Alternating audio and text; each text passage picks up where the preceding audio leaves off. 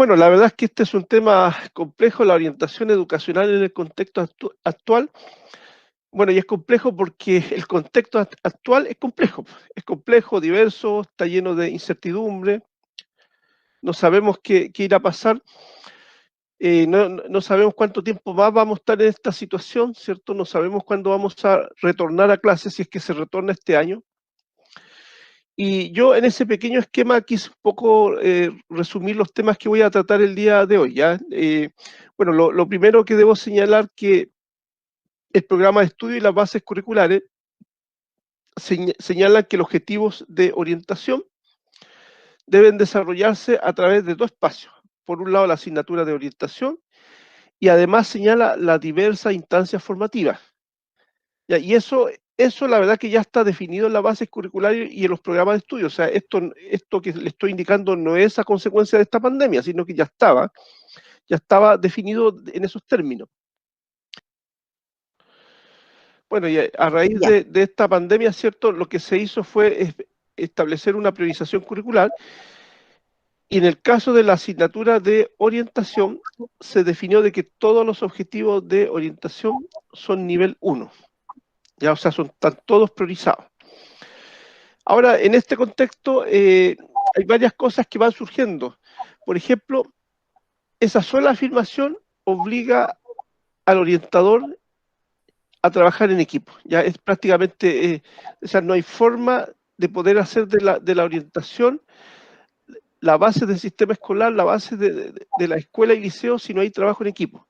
Entonces, por eso que acá indicamos como primera idea, ¿cierto?, de que el trabajo en equipo implica la vinculación de profesores jefes, de asignaturas, asistentes, equipo multidisciplinario, PIE, etcétera. Y la articulación con diversos actores, estudiantes, profesores, padres y apoderados. Y lo otro importante también es que el trabajo del orientador parte de un diagnóstico institucional. Y otro aspecto importante que para tener claridad de cuál es el rol del orientador, también hay que conocer el modelo pedagógico en este periodo de educación no presencial. Entonces, esos son los temas que yo voy a ir abordando con usted. Yo le había mandado una pequeña actividad asincrónica, ya era una actividad muy breve y la verdad es que como máximo debía desarrollarse en 30 minutos. Ya, no sé, pues 3 personas que pudieran compartir, ya, ¿cómo ve los desafíos del orientador en relación al foco 1? Partamos por ahí. Una o dos personas que puedan compartir su experiencia brevemente. Bueno, nosotros aquí, primero, el cambio del orientador, trabajando en el contexto de que no podemos trabajar solo, así que por lo tanto lo estamos haciendo con un equipo de contingencia, que al final es el mismo equipo que está relacionado con convivencia escolar. ¿Qué desafíos implica el foco 2 para los orientadores, el desarrollo de la resiliencia? Hola, buenas tardes. Bueno. Mira, en relación a eso, yo, bueno, hice como una lista de varias cositas.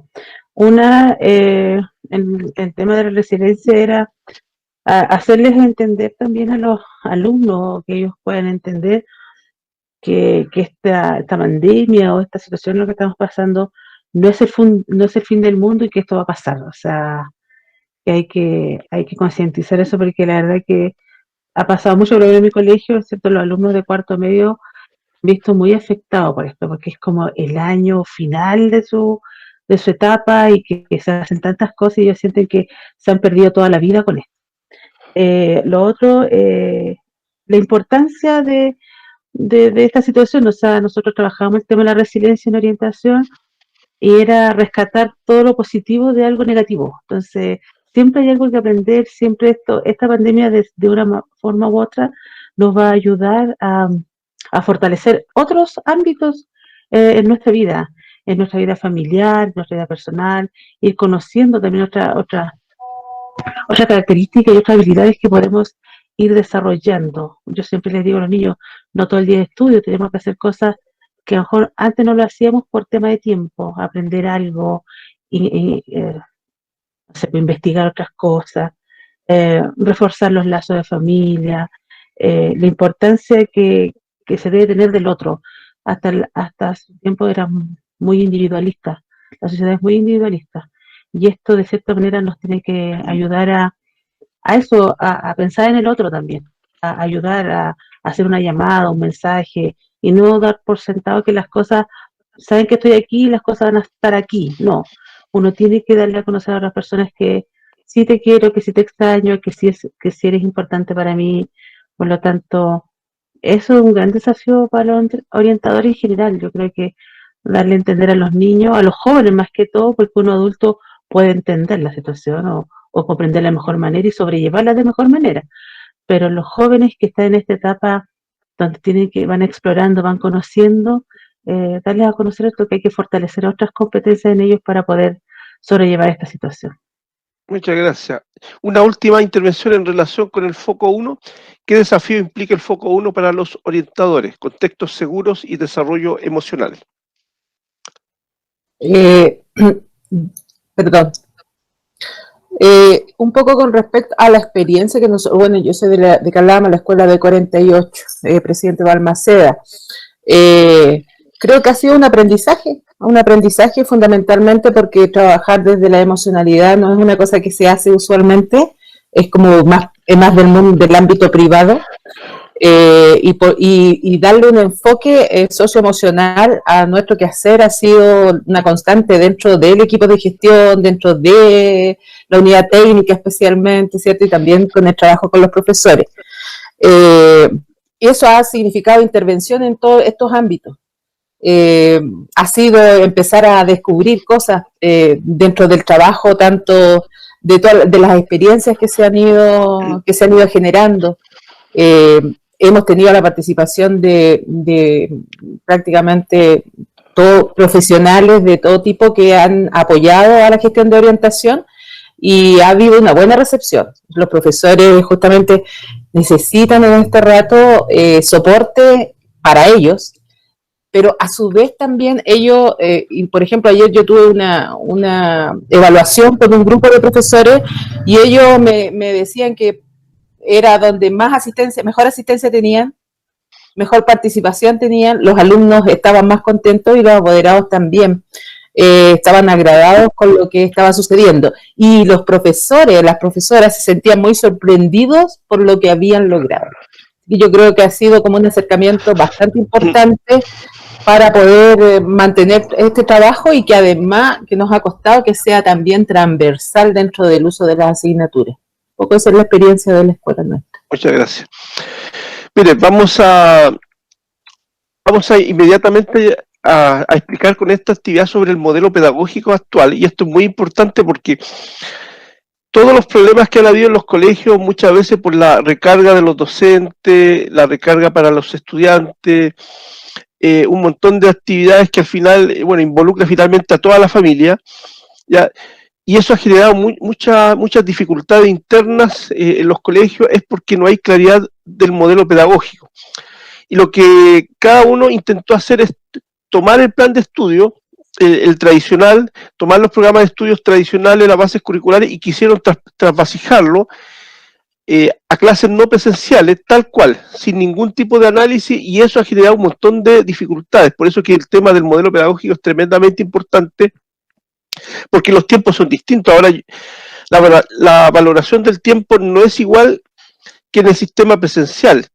Para lograr un objetivo de aprendizaje de forma no presencial se requiere más tiempo, y eso es importante tomarlo en cuenta. Por lo tanto, no puedo yo trasvasijar el programa de estudio, la base curricular, el plan de estudio tal cual en el momento actual. Es imposible, ¿ya? Entonces, si ustedes se fijan, este taller de orientadores no empezó hoy, no empezó el día de hoy. Este taller de orientadores empezó de forma diversa, en distintos tiempos, desde el momento que usted recibió esta actividad asincrónica. Cuando yo le hice a usted esas preguntas, ya ahí comenzó el taller. Por lo tanto, algunos a lo mejor abrieron el correo en la mañana, otros a mediodía, otros en la tarde. Por lo tanto, la actividad, el taller empezó en distintas horas, en distintos horarios, ¿ya? Y en distintos espacios. Ahora, fíjense que la primera actividad, que fue la actividad sincrónica, donde solamente habían 2 pequeños textos, ya que hacía referencia a los focos, y una pregunta por cada foco tiene algunas características, ¿ya? Y esto que estoy diciendo es válido para cualquier asignatura. Ya esto debería tenerlo claro todos los profesores que están trabajando en el aula, todos los profesores. Ya deberían tener en claro esto porque la clase comienza con una actividad asincrónica y la actividad sincrónica debe tener ciertas características. ¿Qué características creen ustedes que debería tener de acuerdo a esa primera actividad con la que comenzó el taller en sus casas? Por favor, atrévanse nomás. ¿Qué características creen que debería tener esa primera actividad asincrónica? Entusiasta y motivadora. Creo que debe ser, hola, buenas tardes. Creo Buenas que debe tardes. ser entusiasta, motivadora, que despierte el interés, que haga como un clic o un sentido a lo que va a venir y a lo que se va a trabajar. Que Ya. quede así como abierto a ese gusto de lo que vendrá. Bien, yo voy a agregar solamente que debe ser simple, eso también es importante. ¿Y por qué debe ser simple? Porque todavía no comienza el trabajo del profesor. Por eso debe ser simple, porque estamos pensando de que el estudiante va a trabajar de forma autónoma. Por lo tanto, si yo hago una actividad demasiado compleja, lo que voy a generar es frustración en el estudiante. Voy a generar desmotivación. Por lo tanto, debe ser una actividad simple, una actividad breve. Esa actividad que yo les di era a todo dar 15 minutos. Inclusive ahí en las instrucciones que les di, ya le explicaba, por favor, solamente deme su opinión, no tiene que buscar ninguna cosa, nada, solamente dé su opinión respecto a los focos, nada más. Ya, por lo tanto, si alguien se entusiasmaba, quizás podría durar hasta 30 minutos, pero no más que eso. Por lo tanto, era una actividad breve, una actividad simple, y las preguntas tienen que ser preguntas directas. Ya, ojalá que la respuesta pudiese sacarse del mismo texto. Ya, en este caso, bueno, yo les pedí que la pregunta en el fondo tenían que sacarla de su experiencia, y como yo sé que todos ustedes ya tienen experiencia, por lo tanto, era una actividad bastante sencilla. Puede ser un video de 10 minutos, puede ser una frase para analizar, una metáfora, una lectura de máximo una plana, ya a lo mejor una entrevista con una pregunta para que el estudiante la haga a lo mejor al papá, a la mamá o a algún vecino. O sea, siempre hay que pensar de que la primera actividad, que es la actividad sincrónica, es la actividad inicial, ya es la actividad para motivar, para que el estudiante recién de forma autónoma comience a introducirse en esto. Y esto es válido también para el trabajo que el orientador debería realizar, ya sea de consejo de orientación, de curso o consejo cultural, que no se utiliza mucho, ya, pero también el consejo cultural es muy interesante. Yo me recuerdo hace 2 meses una profesora, no me recuerdo de qué escuela, hizo un consejo de curso y el invitado era el arquero de la selección chilena, Claudio Bravo. ¿Ya? Entonces imagínense lo que significó para el estudiante, ya que él estando en Europa se pudo conectar con ese curso. Imagínense lo que significaba para esos estudiantes tener ahí al arquero Claudio Bravo como invitado especial del consejo de curso. ¿Ya? Bueno, yo ya comencé el momento sincrónico, que es este momento donde, aunque no nos veamos presencialmente, pero igual estamos cara a cara, estamos de forma simultánea, ¿cierto? Yo estoy hablando y ustedes me están escuchando todo al mismo tiempo, ¿ya? Y fíjense que ahora que yo comencé con este momento sincrónico, yo lo primero que hago, comienzo recogiendo información de la actividad asincrónica. Ya, entonces fíjense que en el fondo, si tuviéramos que vincularlo con una planificación tradicional, diríamos que este es el momento de inicio del taller o de la clase. Ya es el momento de inicio donde yo a ustedes les entrego una actividad sincrónica muy breve y comienzo recogiendo la participación de ustedes. Ya la participación de ustedes ahora en el momento sincrónico. Entonces, es importante este enroque que tiene que haber, esta articulación que tiene que haber entre el momento asincrónico y el momento sincrónico. Es muy importante, ¿ya? Si ustedes van a tratar un tema como el bullying, por ejemplo, podrían dar cualquier video de 5 o 10 minutos y una pregunta como, ¿qué es el bullying? Nada más. Por lo tanto, cuando usted comienza la clase sincrónica, le pregunta a los estudiantes, o sea, recopila aprendizajes que los estudiantes ya traen como parte de la actividad asincrónica que usted entregó. Bueno, sigamos con este momento sincrónico. Ya del modelo pedagógico ya están conociendo dos momentos. El momento asincrónico inicial y ahora estamos en el momento sincrónico en este rato. Ya estamos cara a cara, aunque sea virtual, pero estamos cara a cara.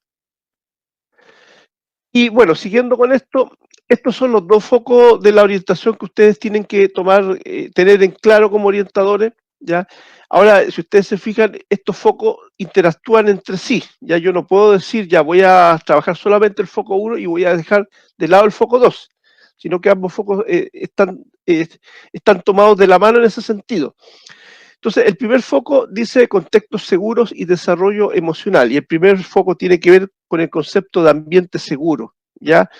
¿Seguro en qué sentido? En todos los sentidos. Ya desde el punto de vista académico, yo me siento seguro en este ambiente.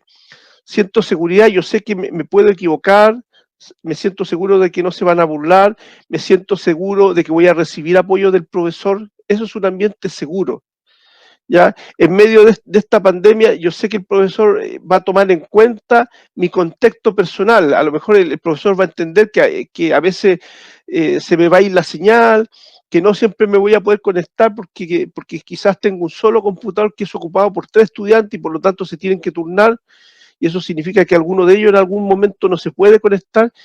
Esa es la seguridad que debe sentir el estudiante, la seguridad de expresar sus emociones, sus temores.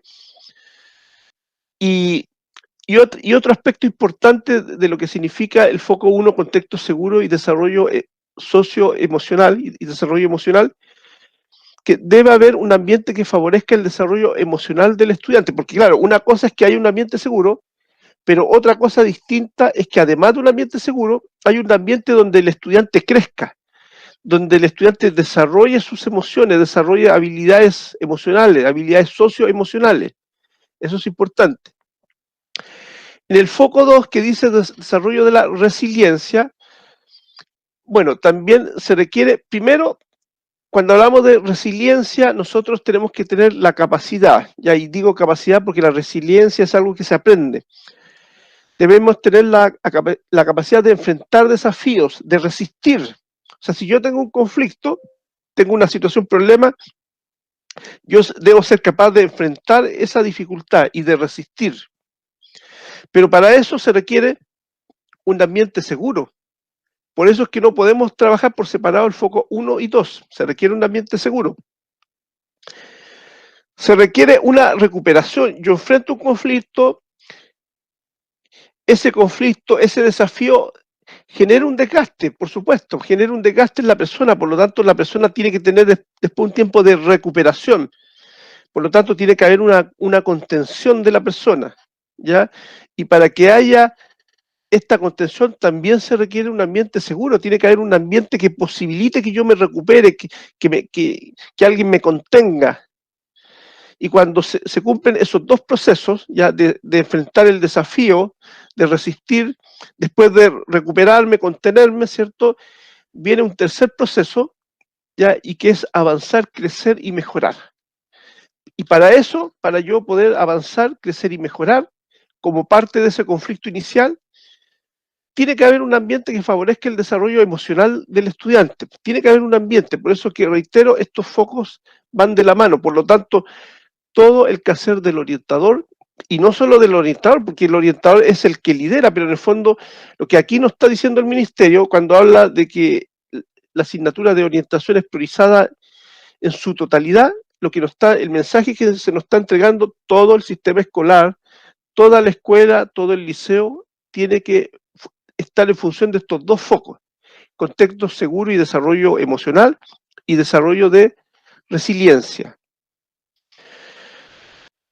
En el caso de la resiliencia, bueno, esto yo lo tomé de la exposición de Susana Claro, ya. No me gusta adueñarme de las ideas de otro, por lo tanto siempre me gusta mencionar los autores, ya. Y en este caso hay 3 cosas importantes para el desarrollo de la resiliencia. Primero es tener claro el propósito, la trascendencia, el sentido de pertenencia y finalmente la mentalidad de crecimiento. ¿Qué pasa habitualmente en la escuela o en muchas escuelas y liceos? ¿Ya? El estudiante tiene un mal rendimiento escolar, ¿ya? O mal rendimiento desde el punto de vista social, es decir, un estudiante que tiene dificultades para interactuar con otros, viene dificultad y frustración. Ahora, cuando un estudiante tiene dificultad hay varias posibilidades. Una posibilidad es que pida ayuda, que busque estrategias para solucionar sus dificultades y que persevere. Pero para que eso ocurra tiene que haber cierto ambiente de aprendizaje, cierto ambiente socioemocional que posibilite esto. Ahora, cuando esto no acontece, simplemente, ¿qué hace el alumno? Se retira. O sea, el alumno que tiene dificultad, por ejemplo, para entender a un profesor que le está explicando algo de forma sincrónica, ¿qué hace el estudiante? Apaga la cámara simplemente, se retira, se va, hace otra cosa, no pide ayuda, se empieza a retrasar. Entonces, de alguna forma, cuando hablamos de resiliencia, para evitar esto hay que generar ciertas condiciones. Primero, los estudiantes tienen que tener un propósito y tienen que trascender. ¿Y qué significa esto de tener un propósito? Significa que el estudiante tiene que lograr conectar los aprendizajes que está logrando, tiene que conectarlo con sus experiencias de vida, tiene que conectarlo con su proyecto de vida. O sea, el estudiante tiene que entender que aquello que está estudiando tiene un sentido. Y fíjense que esto es tan importante que uno, por simple observación, se da cuenta que, por ejemplo, los estudiantes que tienen la experiencia de estar en una estrategia dual son más maduros que los estudiantes de educación técnico profesional que no tienen esa experiencia. Y la brecha, en este sentido, la brecha socioemocional se acrecienta más con los colegios HC, porque es increíble el hecho de que un estudiante se dé cuenta que cuando va a una empresa le exigen normas, adquiere otro sentido. Entonces, ese es un ejemplo de lo que significa el propósito. Ya, entonces, eso es importante, por eso es que vale la pena de que muchas veces en un consejo de curso se invite a un padre o a una madre y que le cuente cómo ellos hacen, cuáles son las normas que tienen. Por ejemplo, ahora que está esta feria vocacional, generalmente la feria vocacional uno asiste a escuchar todo lo que la universidad me quiere informar. Pero lo interesante sería que ustedes prepararan a los estudiantes para que conocieran otro tipo de cosas. Por ejemplo, si hay una carrera, ya una pregunta clave, bueno, a ver, y para esa carrera, ¿qué asignaturas de enseñanza media me servirían? Esa es una pregunta clave. ¿Qué dificultades ha tenido usted en su trabajo? ¿Cómo son los turnos? ¿Qué cosas no le gusta de su trabajo? Entonces, la idea es que aprovechen al máximo esta feria vocacional y que preparen a los estudiantes. Eso es sumamente importante. O sea, ellos tienen que tener un propósito, tienen que tener un sentido de lo que están haciendo. Lo otro es el sentido de pertenencia. ¿Qué significa pertenencia? Que yo me siento identificado con mi colegio, con mi institución. Me siento tranquilo, me siento seguro. Yo sé que si tengo una dificultad, si a lo mejor tengo un problema de rendimiento, yo sé que no me van a echar de ese colegio.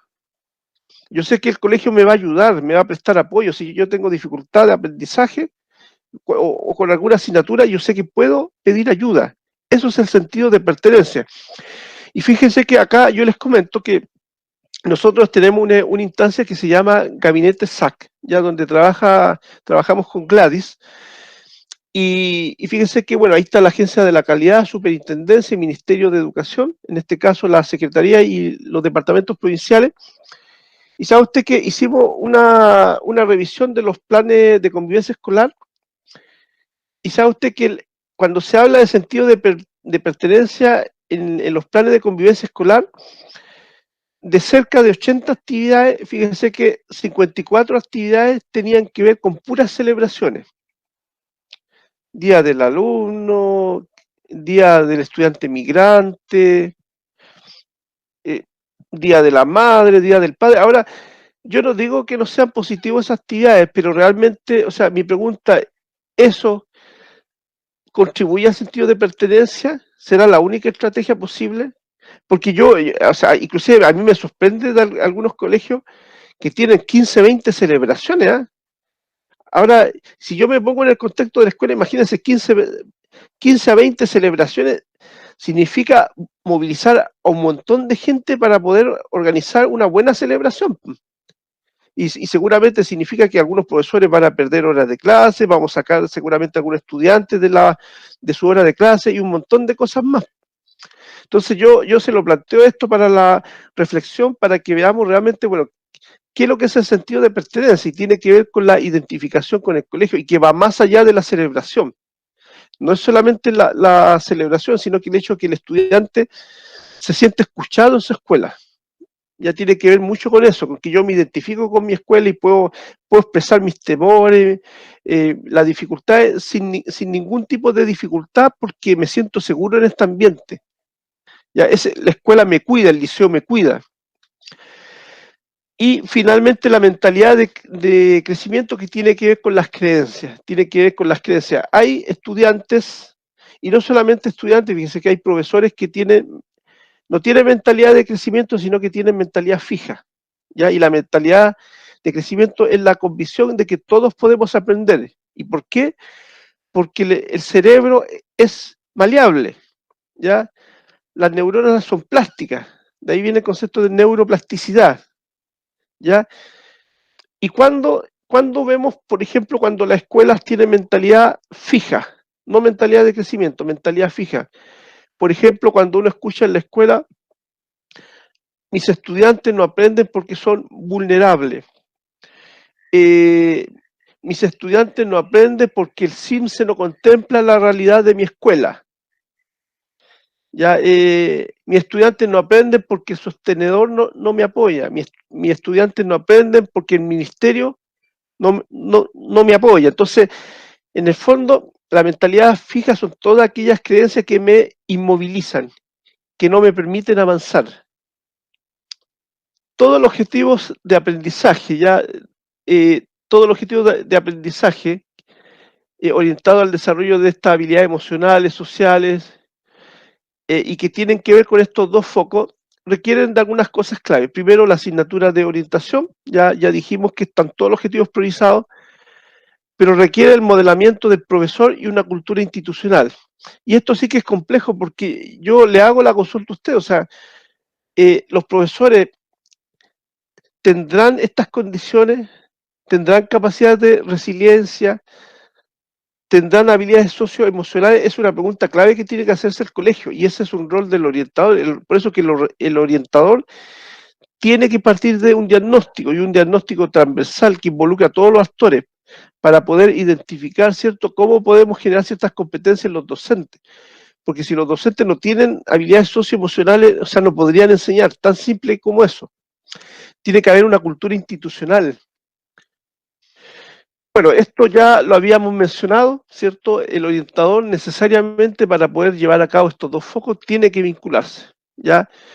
Y aquí quiero enfatizar de que el primer orientador de los estudiantes es el profesor de asignatura. Eso es clave. O sea, por lo tanto, el orientador mire, fíjense que el orientador tiene que conocer el currículum, tiene que conocer el currículum de las distintas asignaturas para poder establecer las vinculaciones. Yo les voy a dar un ejemplo para que vayamos palpando un poco esto y no sea todo tan retórico. Y fíjense que dentro de este pequeño estudio que yo realicé como parte del gabinete de SAC, yo también me di cuenta de que una buena práctica que se ha instalado en algunos colegios, en algunos liceos, es lo que nos compartía el colega Raúl Flores cuando él dice, yo trabajo con el encargado de convivencia efectivamente, o sea, acá en muchos colegios se están conformando equipos de convivencia escolar, donde está el orientador, está el equipo psicosocial, está el PIE, y eso es sumamente potente, para que ya el orientador vaya visualizando eso, porque en el fondo, para mí, es el orientador que debería liderar todos estos procesos. Bueno, tenemos el objetivo de aprendizaje y tenemos el contexto escolar. Ya, esto es bien importante, aun cuando todos los objetivos de aprendizaje estén priorizados, sin embargo, el colegio, la institución, El liceo debe seleccionar aquellos objetivos de aprendizaje de acuerdo a su contexto escolar. Y eso solo se logra con un buen diagnóstico socioemocional. Aprovecho de indicarles que ya está en la página de la Agencia de la Calidad el DIA, no sé si han escuchado del DIA, que lo que es el diagnóstico integral de aprendizaje. Hay instrumentos para evaluar desde primero básico hasta cuarto medio, ya para evaluar las asignaturas del lenguaje, matemática y el desarrollo socioemocional. Ya, entonces ya está instalado eso para que ustedes lo vean. Esto me lo voy a saltar, esta es una síntesis de todo lo que hemos hablado, ya en palabras simples. La asignatura de orientación se desarrolla tanto en el espacio destinado para la asignatura como en toda la instancia formativa de la unidad educativa. Ya es cosa de que ustedes empiecen a recopilar y hay varios instrumentos, ya además de este instrumento del Sistema Nacional de Aseguramiento que se llama DIA, Diagnóstico Integral de Aprendizaje. Entiendo que va a haber una plataforma para que ustedes puedan, y si no lo pueden hacer digital, o sea, va a estar en PDF los instrumentos, así que ustedes pueden ver ahí cómo lo utilizan. Ya, primero para este diagnóstico que debe ser liderado por el orientador, un primer concepto que hay que tener claro es la contención. Ya, eso es importante. Primero, tiene que empezar con este diagnóstico cada profesional. Primero, el orientador, el profesor, tiene que preguntarse cómo me siento. Reconocer y nombrar las emociones y compromisos que puedo asumir en apoyo de estudiantes, profesores, padres y apoderados. En relación a lo que es reconocer y nombrar las emociones, yo quiero clarificar que han señalado los autores, que cuando yo soy capaz de identificar una emoción y le doy un nombre a esa emoción, y aquí es importante el lenguaje emocional, o sea, la escuela tiene que desarrollar un lenguaje emocional. Entonces, cuando yo soy capaz de nombrar una emoción, lo que yo estoy haciendo es dominando esa emoción. Por el solo hecho de identificar la emoción y darle un nombre, es increíble, pero la intensidad de esa emoción disminuye. Inclusive hay una práctica que está en boga este último tiempo, se llama mindfulness, ¿ya? Y que significa concentración plena. Y la verdad es que el mindfulness se ha hecho popular porque, bueno, ha sido investigado. Ha sido investigado a través de la neurociencia y han investigado cuál es la influencia que tiene el mindfulness en el cerebro. Y esto ha sido medido, ha sido evaluado, por lo tanto, esto que le estoy indicando es como bien serio en ese sentido. Y fíjense que el mindfulness es muy antiguo, o sea, ahora le pusieron el nombre mindfulness, pero en realidad esto parte de la meditación que hacen, por ejemplo, los budistas, estos monjes budistas, cuando ellos hacen meditación, ya hay una serie de beneficios que trae ya para el cuerpo humano. Y fíjense que, ¿por qué se llama mindfulness concentración plena? Porque lo que se trata acá es que la persona, cuando medite, sienta su dolor. O sea, si la persona está angustiada, tiene que sentir esa angustia. Y sabe que se ha descubierto que cuando usted es capaz de experimentar esa emoción y dejarla que fluya, ya es increíble que disminuye la intensidad de esa emoción. Por eso que lo más simple de mindfulness ya es concentrarse en la respiración. Cuando usted esté muy angustiado, lo que puede hacer es concentrarse en la respiración. Inclusive ese es como el mindfulness formal y también se habla del mindfulness informal. ¿Qué significa el mindfulness informal? Es aquella concentración, por ejemplo, cuando usted a lo mejor en su casa o en la playa comienza a caminar lentamente. Pero la idea es que cuando usted camine lentamente, la idea es que usted sienta los pasos que va dando. Ya siente el ambiente, inclusive se recomienda mucho a las personas que quieren adelgazar de peso, se les recomienda que coman lento y que sientan el sabor, que lo disfruten, que sientan el olor de la comida y que lo hagan lentamente. Ya, esa es la recomendación que se le da a la gente que quiere adelgazar. Entonces, por eso es que es importante que en el primer momento del diagnóstico, primero cada uno tiene que hacerse un autodiagnóstico. Profesores, orientador, director, equipo técnico, etcétera. Cada uno debe hacerse un autodiagnóstico y saber cómo está en su proceso de contención. Y en relación al otro, qué emociones negativas ha sentido fuertemente este tiempo.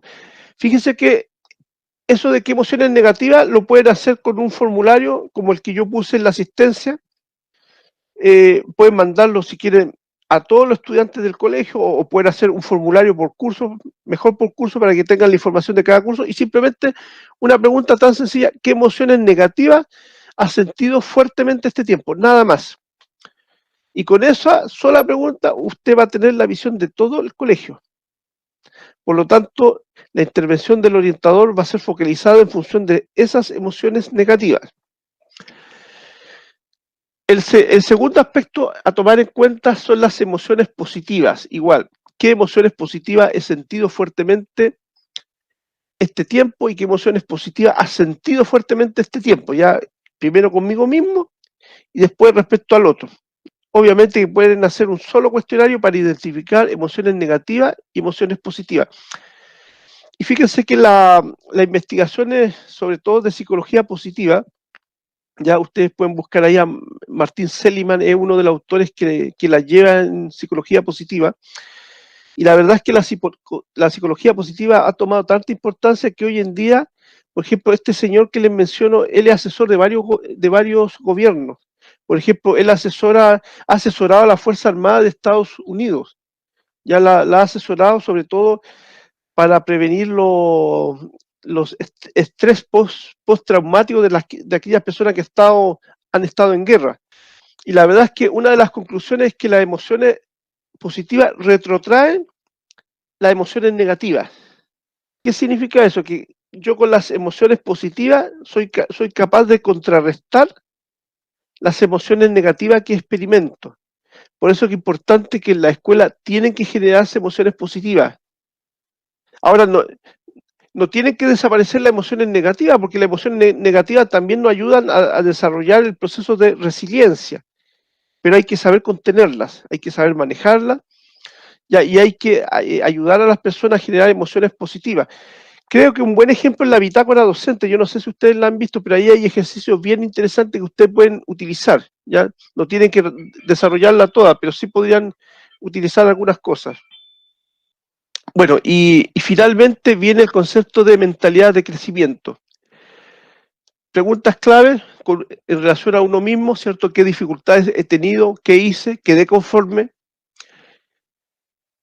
En relación a lo mejor a docentes, estudiantes, padres y apoderados, ¿qué dificultades has tenido durante tu aprendizaje en casa?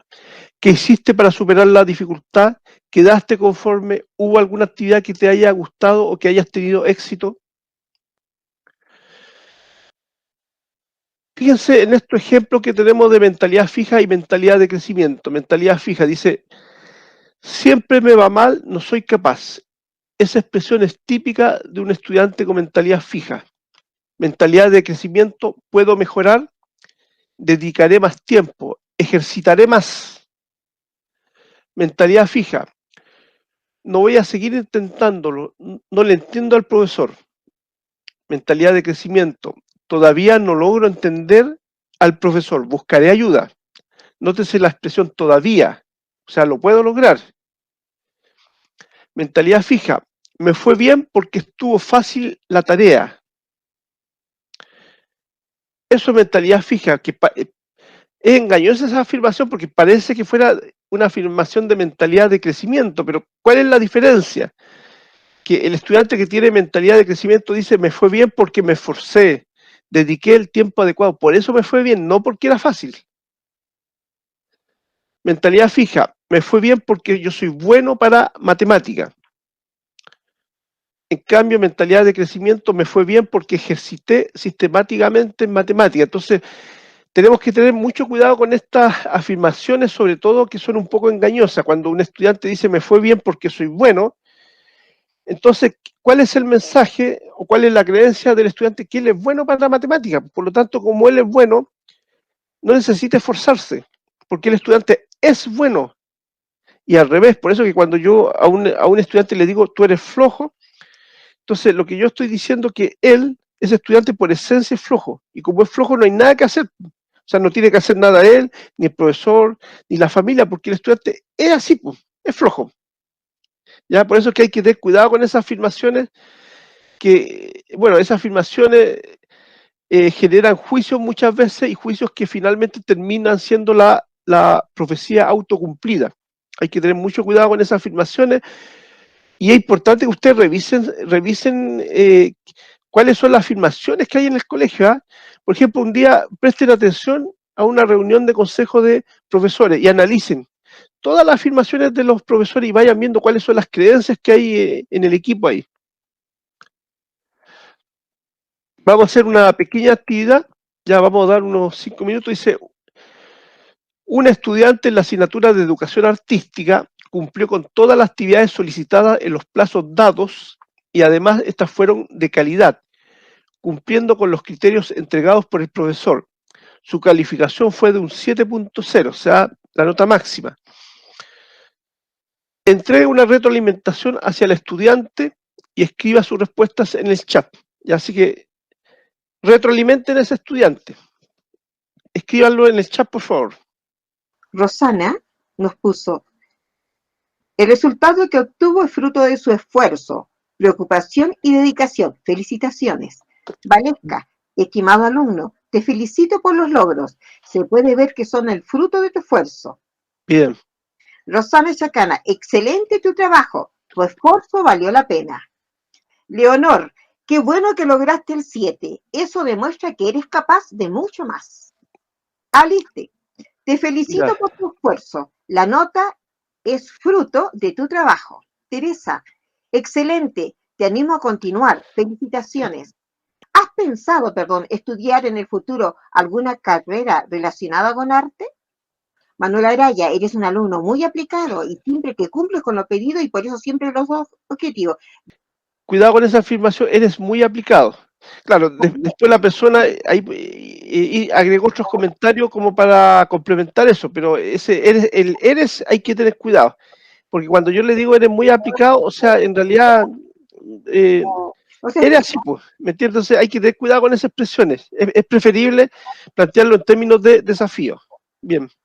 Daniel Maya, felicitaciones. El esfuerzo y compromiso tiene su recompensa. Sigue en el sendero de la superación. Tu calificación refleja tu buen trabajo. Ya. Después tenemos a Manuel Araya, felicitaciones. El esfuerzo y compromiso tiene su recompensa. Sigue en el sendero de la superación, tu calificación. Alejandro, felicitaciones, querido estudiante. Toda la comunidad se siente orgulloso. Lo estoy resumiendo. Jorge Sí. Cordero, muy bien, Juanito. Excelente trabajo. Y a tiempo. ¿Te sirvieron las actividades que realizaste, que aprendiste? Bien, pues, esa está muy buena, esa retroalimentación, ¿eh? Esa está muy buena, esa retroalimentación, porque invita al estudiante a que revise todo lo que hizo, bien. Lo personaliza también, ¿ah? Sí, Muy bien, además, pues, claro. Estimado don Raúl, colega Raúl, estimado estudiante, te felicito por tu logro. Tu trabajo ha dado fruto. bien. Hay que ser lo más descriptivo posible. Por ejemplo, si el trabajo fue por paso, o sea, hay que tratar de la retroalimentación destacar cuáles fueron los pasos mejor logrados, por ejemplo. No sé, pues te felicito porque el trabajo fue prolijo, no tiene mancha, aplicaste las técnicas que vimos en clase adecuadamente, cumpliste a tiempo, ya el dibujo tiene una serie de detalles que demuestran tu dedicación, ¿me entiendes? Entonces hay que tratar de ser lo más descriptivo posible. Y esto también es válido para las emociones. Cuando ustedes hagan ejercicios de identificación de emociones, los estudiantes tienen que ser lo más descriptivo posible. Por eso es que yo le hablaba a ustedes de que la institución debe desarrollar un lenguaje emocional. Esto es importante. Ya, veamos algunas estrategias. Por ejemplo, esta estrategia la propone Susana Claro en su webinar. Yo puse un ejemplo concreto, sí, de cómo yo puedo enseñar la mentalidad de aprendizaje, porque la mentalidad de aprendizaje se enseña. Entonces, en el fondo, lo que yo tengo que enseñar al estudiante es sobre la neuroplasticidad del cerebro. O sea, el estudiante tiene que saber que mi cerebro funciona de tal manera que todos pueden aprender y en cualquier momento, en cualquier etapa de la edad del desarrollo uno puede aprender. ¿Y cómo se puede enseñar esto de la neuroplasticidad? Por ejemplo, en ciencias naturales, ya yo puse, explican sobre la neuroplasticidad del cerebro y las consecuencias que tiene para el aprendizaje. Esto es importante, o sea, cuando el estudiante es capaz de darse cuenta, bueno, ¿cuál es la consecuencia de que el cerebro sea plástico? De que las neuronas sean plásticas. ¿Cuál es la consecuencia? Bueno, de que todos podemos desarrollar competencias y habilidades, todos, porque el cerebro es así. Ya, en el caso de historia, geografía y ciencias sociales, analizan historias de éxito de personajes e identifican cómo lograron superar las dificultades que tuvieron. Se fija, ya estamos hablando de 2 asignaturas donde podemos trabajar la neuroplasticidad. En artes visuales ellos pueden representar la neuroplasticidad del cerebro a través de dibujos, maquetas, collages, plastilina, etc. Y el lenguaje pueden escribir una carta a un amigo en la que le expresan sus nuevas creencias respecto al aprendizaje ahora que conocen sobre la neuroplasticidad del cerebro. Imagínense, esto es una actividad que el orientador perfectamente puede trabajar con esas 4 asignaturas. Muchas veces nosotros pensamos solamente en el éxito, pero muchas veces nos olvidamos de la trayectoria de la persona, cómo esa persona llegó a ser exitosa. Inclusive si usted se recuerdan un poco todas esas actividades que hemos tenido ya en la región, ya sea en Calama, en Antofagasta, que son las ciudades capitales, por decir, de cada provincia.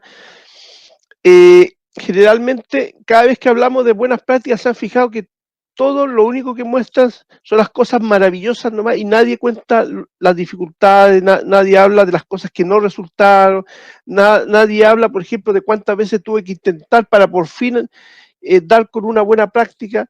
Entonces, y eso es porque no tenemos la cultura del error, todo lo contrario, o sea, el error hay que taparlo, tenemos que taparlo porque la verdad es que los errores se castigan. Bueno, estamos en una sociedad así, pues si alguien comete un error, hay que castigarlo. ¿Ya? Entonces acá no, pues tiene que haber una cultura distinta. Dice, la estrategia es fomentar la cultura del error, o sea, muestra la historia de fracasos, de errores y cómo fueron superados. Pueden ser de personajes históricos, personajes de la cultura juvenil, historias de docentes, de estudiantes, historias de padres y apoderados.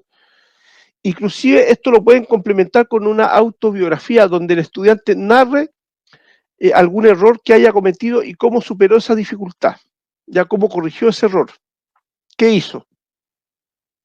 O bien el estudiante a través de la técnica de la autobiografía narrar una situación exitosa, una experiencia exitosa, pero dentro de las preguntas hay que lograr que él narre, ¿cierto?, cuáles dificultades tuvo y cómo superó esas dificultades para lograr finalmente el éxito. Otra estrategia, ya que se plantea el tema de los mensajes, ya esto también es súper importante. En el caso de los mensajes, ya, primero, la retroalimentación en caso de dificultad. Los errores se expresan acompañados de mensajes de altas expectativas. Y lo otro importante es retroalimentación en casos de éxito. O sea, hay que retroalimentar ambas cosas.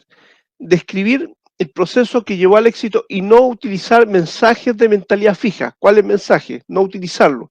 Eres inteligente, eres rápido, se nota que te gusta, eres hábil. Ya, hay que tener cuidado con esos mensajes de mentalidad fija. Mire, aquí hay un ejemplo. Imagínense esas observaciones sin ese mensaje. ¿Cuál será el impacto para el estudiante? Bueno, el psicólogo que hizo este trabajo, él tenía 2 grupos, un grupo control y había un grupo donde le mandaba la corrección sin ningún tipo de mensaje y en otro le mandaba este tipo de mensaje. Y fíjense que los resultados fueron notoriamente en favor de aquellos trabajos que tenían un mensaje de alta expectativa como el que aparece ahí. Te envío estos comentarios porque tengo estándares altos y yo sé que puedes alcanzarlos. Para que se den cuenta, es un mensaje de alta expectativa. O sea, que el estudiante tenga claro de que todos esos errores son para que él mejore y también el otro mensaje de que él puede lograrlo, él puede mejorar. Cuando los estudiantes dicen no soy bueno para eso, todavía, el uso del todavía, no entiendo al profesor, todavía, o sea, todavía no le entiendo al profesor, no logro sacar una buena calificación, todavía. El uso del todavía también se plantea como una estrategia muy sencilla de uso cotidiano, pero que genera mucho impacto. Y finalmente, como parte del diagnóstico, otra dimensión importante que debe ser diagnosticada son las fortalezas. ¿Cuáles son mis principales recursos internos? ¿Cuáles son mis historias de éxito? ¿Cuáles son sus principales recursos internos? ¿Cuáles son sus historias de éxito? Ya, aquí aparece un pequeño listado de fortalezas. Bueno, aquí vuelvo a reiterar la importancia que la escuela vaya desarrollando un lenguaje emocional. Ya, respecto a la transversalidad de la asignatura de orientación, igual quiero dar algún ejemplo para que se visualice claramente esto. Bueno, tenemos la planificación de la asignatura de orientación, tenemos la planificación del trabajo con la comunidad escolar, y yo voy a referirme específicamente a la planificación del trabajo transversal de orientación. Y cuando hablo de transversal estoy hablando del trabajo con otras asignaturas, para que el orientador pueda planificar el despliegue de los objetivos de aprendizaje de acuerdo a los focos definidos para el contexto actual de emergencia. Debe tener claridad del modelo pedagógico de la educación no presencial. Dijimos que la clase comienza con un momento asincrónico, debe ser un momento breve, debe haber una tarea simple, deseable que sea, ¿cierto?, una tarea motivante, y es una tarea donde el estudiante de forma autónoma va a comenzar recién a introducirse en un tema. Es conveniente que en vez de dar una instrucción, formulen una pregunta. ¿Ya? ¿Y cuál es la diferencia? Que la pregunta es una invitación. La pregunta por sí solo invita al estudiante o al profesor, si ustedes mismos como orientadores van a realizar un taller, invitan a la persona a la indagación, a buscar, a explorar. En cambio, una instrucción es distinto, tiene otra connotación psicológica. Simplemente un instructivo, o sea, una instrucción es una orden que usted da. Entonces, la idea es que sea una pregunta porque la pregunta es mucho más amigable. Es una invitación que usted está haciendo a través de la pregunta. Esto es clave porque la verdad de las cosas es que este trabajo hay colegios que no lo han hecho adecuadamente y por eso es que han saturado a las familias, a los estudiantes, los mismos profesores ya están muy agotados. Y primero, usted tiene que entender que este objetivo que fue hecho para la presencialidad, este objetivo, si se va a desarrollar, por ejemplo, acá en 3 clases, este es un ejemplo solamente, puede que hayan objetivos que requieran 4 clases, 5, 6 o más, y lo importante es que usted tenga que el concepto de clase ya no es ese concepto de 45 minutos o 90 minutos. Estamos hablando de una clase que dura una semana, ya donde va a partir con un bloque asincrónico, yo le dije es el bloque inicial, un bloque asincrónico que debe ser breve, con una tarea simple y una tarea motivante. Después, usted va a tener un segundo momento que va a ser la clase sincrónica, el bloque sincrónico, donde comienza la clase recogiendo la información de la actividad sincrónica. Eso es importante, tiene que haber un enroque entre un bloque y el siguiente. Por eso que está esa flechita, si usted se fija, esa flecha está indicando que debe haber una articulación entre los 3 momentos. Después que se produjo la clase sincrónica, usted tiene que pensar que en la clase sincrónica lo que va a hacer es trabajar todas aquellos contenidos y habilidades que requieren de la explicación del profesor. Eso es importante. Ya, usted, cuando planifique el objetivo, piensa, a ver, bueno, de todas estas tareas, ¿cuáles de estas tareas la puedo enseñar de forma remota, ¿cierto? De forma sincrónica, y cuáles tareas necesariamente tengo que yo estar ahí explicando yo como profesor. Y eso se produce en el bloque sincrónico, que la mayoría de la gente que se dedica a eso dice que debería durar de 30 a 40 minutos y no más que eso. Usted en 30 a 40 minutos debería desarrollar el bloque sincrónico. Por eso que es importante que usted tiene que precisar los contenidos, es muy importante. Tienen que ser contenidos breves, habilidades breves, porque no tiene que olvidar que la totalidad de los bloques van a desarrollar finalmente el objetivo de aprendizaje. Ya, por eso es que es importante. Usted debe pensar que estas son microclases, pequeñas clases que usted va a ir desarrollando y en su conjunto la totalidad de las clases van a lograr un objetivo de aprendizaje complejo. Por eso que en este esquema que ustedes ven acá, primero se está indicando la articulación que debe haber en los 3 momentos. Se está indicando la articulación que debe haber entre las distintas clases. Y se está indicando que las clases deben ser organizadas desde la menor a mayor complejidad. Ya, eso es muy importante. Entonces, reitero el momento, se parte con un bloque asincrónico, muy breve, una tarea simple, con 1 o 2 preguntas literales. Después se sigue con el momento sincrónico, ya que habitualmente se traduce en una videoconferencia, y después se continúa con el bloque asincrónico. Fíjense que este bloque asincrónico es distinto al primer bloque asincrónico. Es distinto porque acá ya el estudiante comenzó a trabajar de forma autónoma, después tuvo un momento con el profesor de forma sincrónica, y ahora lo que el estudiante va a hacer es profundizar. Ya debería terminar con una actividad de evaluación que usted va a poder retroalimentar. Y esto también es importante. En todas las clases hay que tratar de hacer pequeñas evaluaciones.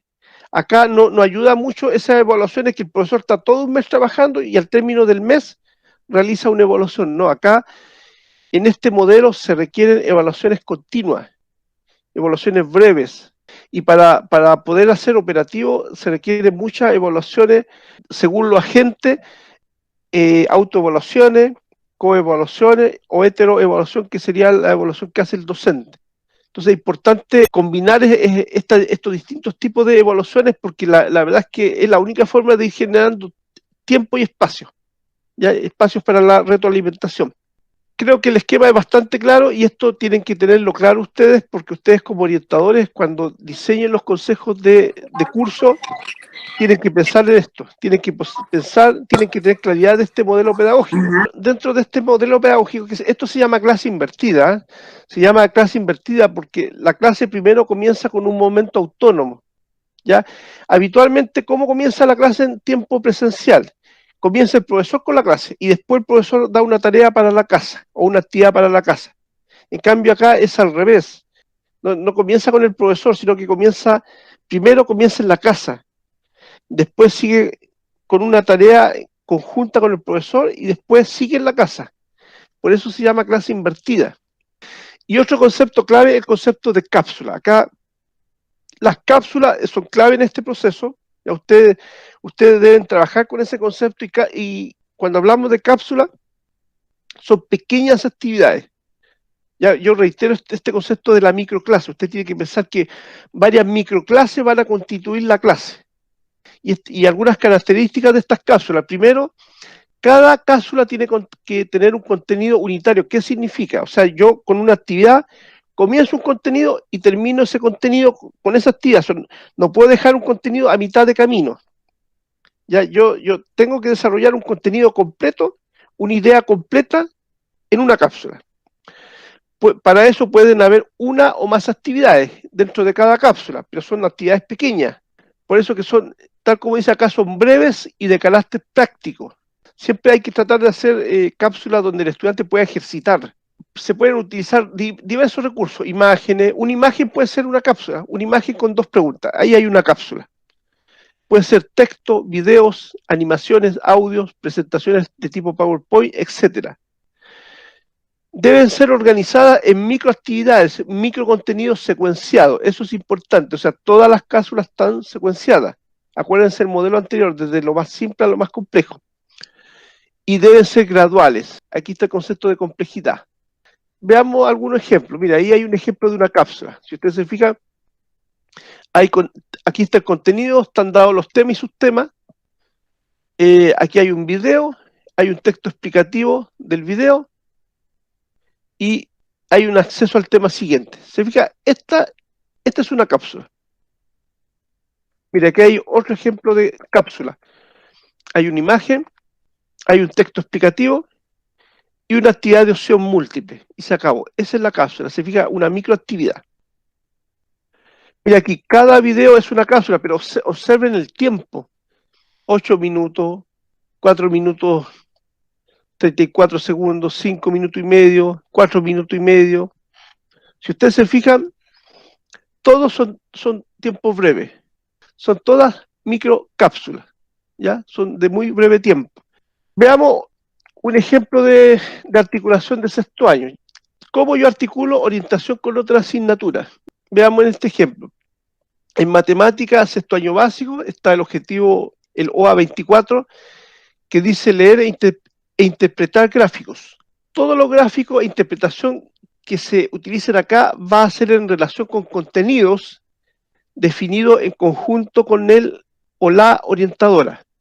Ya, por ejemplo, estos gráficos van a utilizar información relacionada con hábitos de vida saludable, consumo de droga y alcohol, autoestima, bullying escolar, etc. Mire, acá tenemos el lenguaje y comunicación, objetivo de aprendizaje de lectura, escritura y comunicación oral. Todos estos objetivos se van a trabajar con textos en los cuales los contenidos van a estar vinculados con la orientación igual. Por ejemplo, si yo voy a trabajar la fábula, tengo que escoger fábulas que entreguen una enseñanza que se puede utilizar en orientación. En el caso de Historia, Geografía y Ciencias Sociales, el OA 18 hace relación a los derechos y deberes, por lo tanto yo puedo generar una actividad reflexiva donde el estudiante pueda analizar cuáles son mis derechos en tiempos de pandemia, por ejemplo, los que estamos en cuarentena, tenemos derecho a ir a una farmacia, a ir al supermercado, cuál es el procedimiento para ejercer ese derecho. ¿Qué pasa si yo no cumplo con mis deberes que me son entregados por la autoridad sanitaria? ¿Qué pasa? ¿Cuál es la consecuencia de que yo no cumpla con los deberes? Pensemos en nuestras ciudades, ¿cierto? Imagínense, cuando uno sale a la calle y ve a tanta gente afuera, dice, ¿qué está pasando? ¿Por qué la gente no puede entender sus deberes? Y entonces ahí hay una bonita actividad relacionada con historia y geografía y que el orientador podría tratarlo desde su perspectiva. Y en ciencias naturales el tema de la energía, por ejemplo, esta pandemia ha tenido consecuencias en el uso de los recursos energéticos, ha aumentado el consumo de la energía eléctrica. Para mí lo deseable es que estos contenidos de la orientación sean desarrollados por el mismo profesor de asignatura. Para mí no, yo encuentro que no es conveniente que el orientador se pase por todas las clases, quizás podrá hacerlo algunas veces para modelar, ¿ya? O podrá hacerlo algunas veces para colaborar con el profesor de asignatura, que no está mal. Pero yo creo que aquí tenemos que lograr que el profesor de asignatura entienda que su rol no es solamente la disciplina, sino que él debe orientar a sus estudiantes. Bueno, este es un ejemplo igual que ustedes pueden desarrollar esta actividad en su colegio. Esta es una actividad de sexto año básico. Entonces, la pregunta es, dice, a partir de las siguientes imágenes, sugiera posibles actividades a desarrollar en diversas asignaturas vinculándolas con contenidos de orientación educacional. Ahí está la imagen. La actividad fue sacada del currículum nacional. Yo lo único que hice es tomar una imagen para desarrollar en orientación. Toda esta actividad es para que el estudiante trabaje el tema de porcentaje. Toda esta actividad, el estudiante va a tener que hacer algunos cálculos y trabajar con porcentaje. Ese es el objetivo de aprendizaje de matemática. Y esto se puede trabajar en orientación, se puede trabajar en lenguaje y comunicación. Por ejemplo, en las noticias se trabaja en lenguaje y comunicación. ¿Por qué no escoger noticias que tengan que ver con la asignatura de orientación? Perfectamente puede ser. Veamos el ejemplo en términos concretos. En matemática, bueno, está el trabajo con porcentaje y en este caso vamos a utilizar una propaganda relacionada con el cine y vamos a trabajar con porcentaje. En el caso de orientación vamos a trabajar el OA 7, que es resolver conflictos. ¿Ya? Y en este caso vamos a utilizar un tráiler de la película, fíjense que son 10 minutos solamente. Yo seleccioné esa película, me di el trabajo de buscar en el YouTube y me di cuenta que ahí está toda la trama de la película. ¿Y qué va a hacer el estudiante? El estudiante va a analizar el conflicto que se observa en la película y va a tratar de dar una respuesta creativa de cómo se puede resolver y para ello va a usar ciertos pasos. Aquí están los pasos. Deben definir el problema, deben analizar el problema, deben generar alternativas de solución, deben evaluar alternativas de solución, deben elegir la alternativa más adecuada y deben implementar la acción elegida.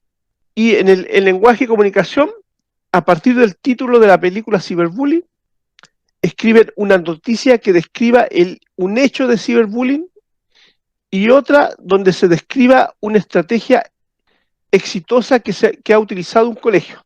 Y después, una segunda actividad, van a reescribir la noticia, pero en esa noticia van a describir las emociones que experimentaron los personajes que participaron de esta película Cyberbullying.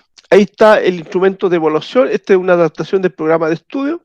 Y bueno, todo lo que desarrollé recién tenía este foco. Repito, los objetivos de orientación deben desarrollarse a través de la asignatura de orientación y las diversas instancias formativas, y esto obliga al trabajo en equipo y a la articulación con diversos actores. Pero este trabajo tiene que ser a partir de un contexto, y para ello es importante el diagnóstico institucional, y para ello les fui dando una serie de claves para este diagnóstico, clave en relación con el desarrollo socioemocional, la identificación, ¿cierto?, de emociones positivas, el ser capaz de identificar el tipo de mentalidad que hay en la institución fija o de crecimiento. Bueno, y ahí está todo el material que he utilizado. No sé si le hace sentido un poco este análisis que hicimos, le da pistas de cómo poder trabajar con sus colegas, con los padres y apoderados. Patricio, consulta. Yo la voy a hacer. Mira, en estos momentos orientación no se está dando como asignatura, ¿ya? Se está dando en forma transversal en los momentos pedagógicos. No hablemos de horas aulas remotas, hablamos nosotros de momentos pedagógicos. Entonces la orientación se está haciendo transversal. Esa es una situación. La otra, lo positivo que ha salido es que orientación está formando equipo, menos mal, ahora ya, por lo menos en gran parte de los establecimientos en Calama, con convivencia escolar y el equipo psicosocial. Por lo tanto, se ha focalizado, hemos trabajado, yo creo que todos en el foco 9, que es este diagnóstico que se tiene que hacer, que es integral, ¿ya? Y que es transversal, que se va a tener que ir ajustando durante todo este periodo. ¿Sabes qué nos falta? Nos falta que el orientador sea partícipe de la unidad técnica pedagógica. La situación, nosotros pertenecemos a la unidad técnica de la parte de cronograma, ¿ya? Pero, de todas maneras, somos como un ente aislado. Estamos trabajando con psicosocial, estamos trabajando con el PIE, pero con la unidad técnica, ¿ya? Para ver los planes y los programas y todo eso, no lo están tomando en cuenta. Y no porque nosotros no queramos, ha sido una lucha constante. Primero fue por la asignatura, para que se le tomara la importancia de la asignatura. Y ahora, si vamos a hacer un trabajo transversal, ¿ya? La unidad técnica pedagógica tiene que juntarse con nosotros, nos tiene que validar cómo. Y esto siempre ha sido.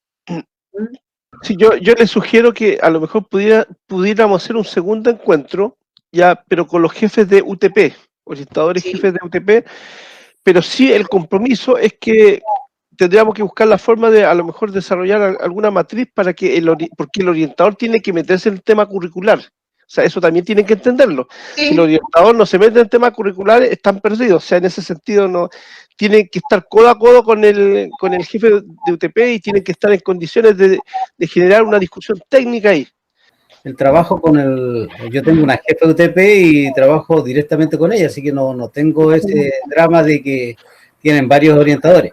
Entonces, nosotros estamos haciendo un trabajo en equipo porque es la única manera de resolver los problemas que se nos van presentando, así que esa es una de las situaciones que se fue dando con la misma pandemia, y antes de la pandemia también había ya rasgos que se están delineando para cambiar algunas cosas dentro del colegio. La pregunta es que ahora me he dado cuenta que, digamos, del eje central, casi todas las cosas vienen ahora más enfocadas al encargado de convivencia y no a la orientadora, cosa que yo siempre he sostenido que la orientadora es la encargada de todo este equipo de convivencia escolar. En mi escuela yo no tengo ese problema, pero sí sé que en otras partes sí. Porque la orientadora es la que tiene que liderar el equipo de convivencia escolar, inclusive sobre la encargada de convivencia. En mi opinión. Yo solamente quería hacer un pequeño, a don Patricio, un agradecimiento sobre la resiliencia, porque entre todo el taller me he dado cuenta que los chiquillos, los alumnos, yo trabajo en un liceo, ya, que es de adultos, en esa área, igual ellos están bien afectados, netamente por el asunto de la pandemia y también por la parte socioeconómica, ¿ya? Porque la mayoría tiene problemas económicos. El propósito de trascendencia, el sentido de pertenencia y la mentalidad igual van unidas y a los chiquillos les está afectando. Y para mí es como reforzar más esa área. Pero en estos tiempos de repente uno se enfoca en ciertas actividades, pero no en la resiliencia, que es la parte más importante para nuestros alumnos, más en este periodo que estamos pasando. Patricio, ¿Sí? de Tocopilla. Sí.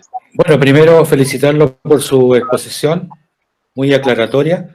Especialmente lo que me llamó la atención es la actividad que usted presentó, un ejemplo de un sexto básico, que perfectamente se puede realizar esa misma actividad para la enseñanza media, porque en realidad ahora este año, yo le señalaba a la psicóloga en nuestro colegio, los orientadores estamos preparados para otra cosa, para otro tipo de actividades, de trabajos. Y ahora hemos tenido que reinventarnos por la pandemia y trabajar la contención emocional más que unidades de descubrimiento de vocaciones, que eso no la podemos dejar de lado. Pero muy bueno las actividades transversales a varias asignaturas, por eso lo felicito por su presentación. Don Patricio. Rosana, dígame. Sí. Bueno, sumarme a las palabras de todos mis colegas orientadores, porque realmente la presentación muy clara, lo hemos escrito ahí en el chat, los objetivos se cumplieron y independiente de las realidades que tenga cada uno en los colegios, nosotros en el Liceo 26 nos reinventamos totalmente, desarmamos todo el eje y tenemos todo un equipo entre orientadores, el encargado de convivencia, las inspectoras generales, nos dividimos los cursos, apoyamos a los profes jefes. Y así en todas las unidades educativas se han estado armando equipos bastante enriquecedores para apoyar en la resiliencia y todo lo que nos ha tocado vivir. Pero se está abriendo una puerta, tal como decía nuestra presidenta, Marianela, para poder trabajar más firmemente desde la UTP, todo que integramos desde muchos años, pero aprovechar esta instancia que nos da usted para en la siguiente capacitación que vamos a tener y taller o seminario, poder articular y todo, porque no es la realidad igual en todas las unidades educativas. Nosotros somos un equipo colaborativo fuerte, potente, los orientadores, como decía Dani. Solamente apuntar a todo lo que los colegas han dicho, agradecer a don Patricio, y sería súper relevante que además de la unidad técnica, a lo mejor en algún momento se pudiese hacer algo con los directores, porque yo creo que más que la unidad técnica, los lineamientos de los colegios los dan los directores. Nuestra mayor dificultad son los lineamientos que parten desde el director de los establecimientos, porque no todos tenemos la misma posibilidad de trabajar en equipo con los equipos de convivencia. Muy bien, Patricio, yo ya me despedí de mis colegas, un gusto de haberlos estado, haberlos visto, ¿ya? Algún día nos vamos a conocer, espero que sea pronto, y bueno, no solamente todo hacer orientación, para allí a lo mejor salir a portarnos mal. Ya, pues. Gracias, Gladys, gracias a todos, que les vaya bien, que estén bien. Ya, un gusto. Gracias. Igual. Chao.